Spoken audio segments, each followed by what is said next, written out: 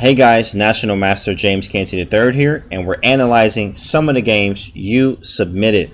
Let's get right into it. So we have Artem Boston played the black pieces here.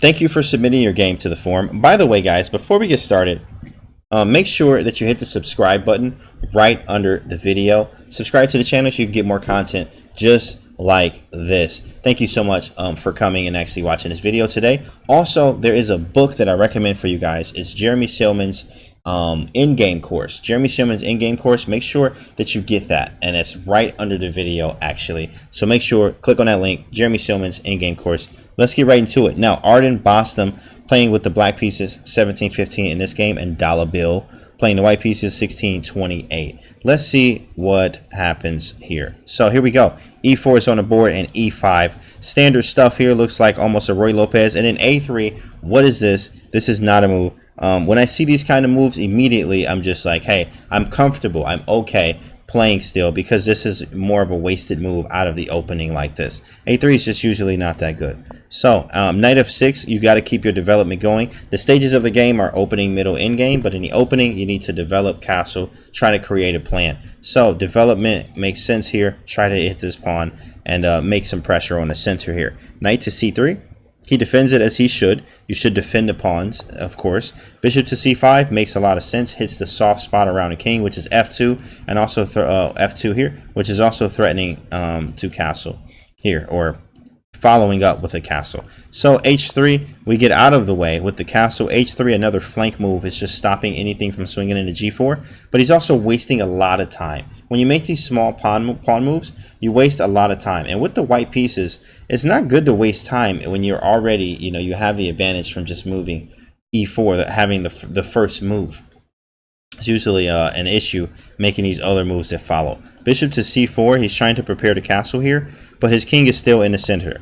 c6 is played. I'm very impressed with this move, and it's a very nice move. So this move, what does it do? It's about the center of the board. If whoever controls the center of the board really controls the game a lot of times. So right now it's offset by each other. White defends d5, black defends and attacks everything on d4. So they have their own squares, but c6 is saying that I want some of d5, which is some of your square with the white pieces, as black plays d5 and able to thrust in the center and create our own big center here. So d3 was played. After d3, h6. So h6 is a move, but when you find a good move, you got to look for a better one. You have to strike in the center immediately when you have this chance, because you may not have another. So d5 just makes a lot more sense here. Pawn takes, bishop has to move somewhere, and we have all kinds of development, maybe h6 even after, but d5 should be played immediately. In the game, there is h6 and then bishop to b3, so we kind of missed the tempo or the free move or the time move by playing d5,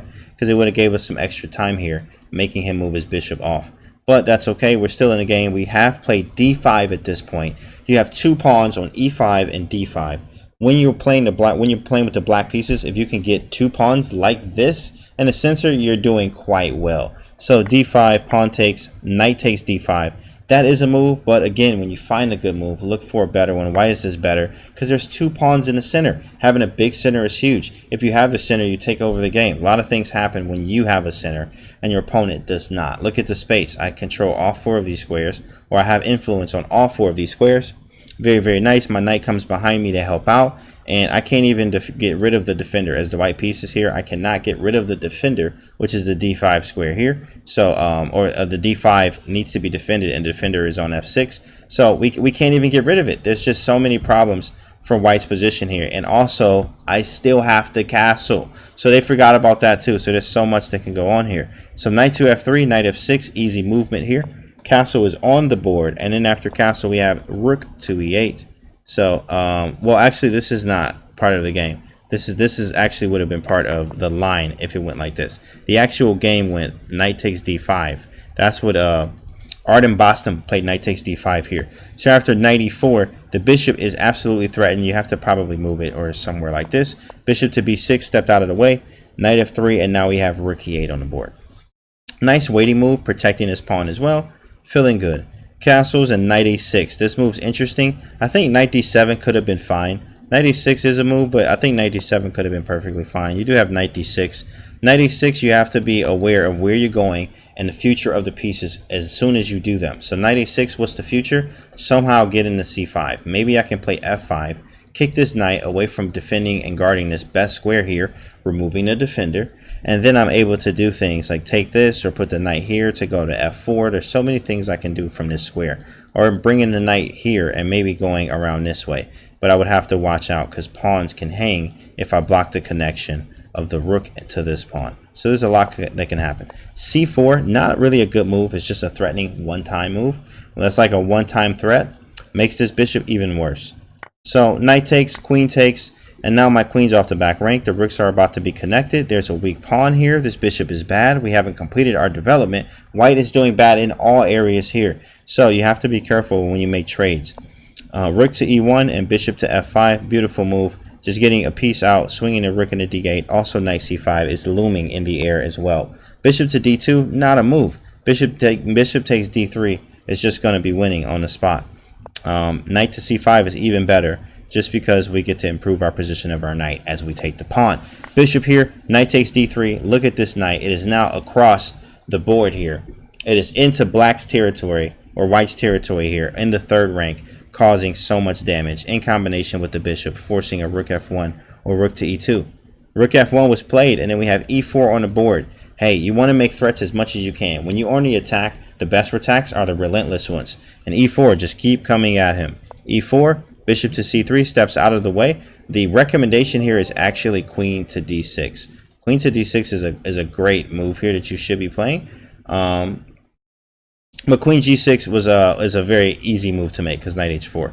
Knight h4 is definitely coming here. So after knight h4, I think that's what he played too. Queen g5, trade everything off. Queen to c2 and e3. I think e3 is pretty good here actually. e3 is pretty good. Yeah, he's supposed to take this just to get it over with, but he did not. Bishop to b1 and pawn takes f2. Here, and then rook d6 followed by rook takes h3 is mate in a few, but we actually have rook d8 first, defending. I mean, there's so many ways black can win here. Queen to b3, boom, rook to d6, crashing move here with mate in 2, and he falls right into the trap of mate in 2. Rook takes, queen takes h3. Excellent game, strong player here, Artem Boston. I think you're very close to being much stronger than what you are, maybe 18, 19, 100. Stuff like that. Good stuff there, man. Just make sure you develop a little bit more. And also move orders and strike in the center when you can. That's very, very important stuff. Strike in that center is immediately, because you may not have another chance to do so. So thank you so much, guys, for hanging out here with this analysis. I am a coach as well. You can send me a message or reach out to me. Make sure you subscribe to my YouTube channel as well.